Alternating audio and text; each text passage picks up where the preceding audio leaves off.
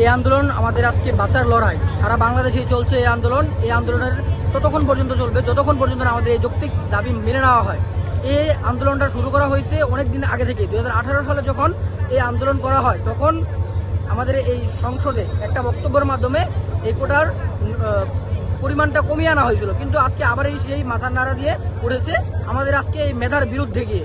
এই যে কোটা সংস্কার আন্দোলনের কথা আমরা বলতেছি, কোটা সংস্কার করা প্রয়োজন। এখানে মেধাবীরা কিন্তু আমরা দেখতে পাচ্ছি যে মেধাবীরা কিন্তু দিনকে দিন এই যে কোটার কারণে তারা কিন্তু পিছিয়ে পড়ছে, এবং তাদের যেখানে তাদের যুক্তিগতভাবেই তাদের চাকরি পাওয়ার কথা, তাদের ওখানে যাওয়ার কথা, সেটা কিন্তু হচ্ছে না। এবং এটা চলতে থাকলে আমরা কিন্তু দেখতে পাবো পরবর্তী প্রজন্মগুলোতে যে মেধাবীরা আমাদের যে দেশকে এগিয়ে নিয়ে যাওয়া, আমাদের যে সোনার বাংলা, আমাদের যে 71-এর যে ভাবমূর্তি ছিল, যে কারণে আমাদের দেশটা স্বাধীন হয়েছে, সেই ভাবমূর্তি যেটাকে ধরে রাখা বা সেই দেশকে সেভাবে গঠন করা, সোনার বাংলা গঠন করা, সেটা কিন্তু সম্ভব হবে না।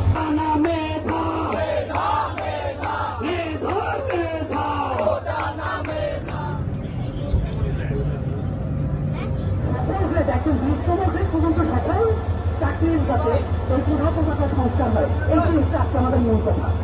ঠিক আছে, এই জন্য আমাদের কথা বলতে এই কথাটি একজন বিশ্বমুখী সুগন্ত শাখায়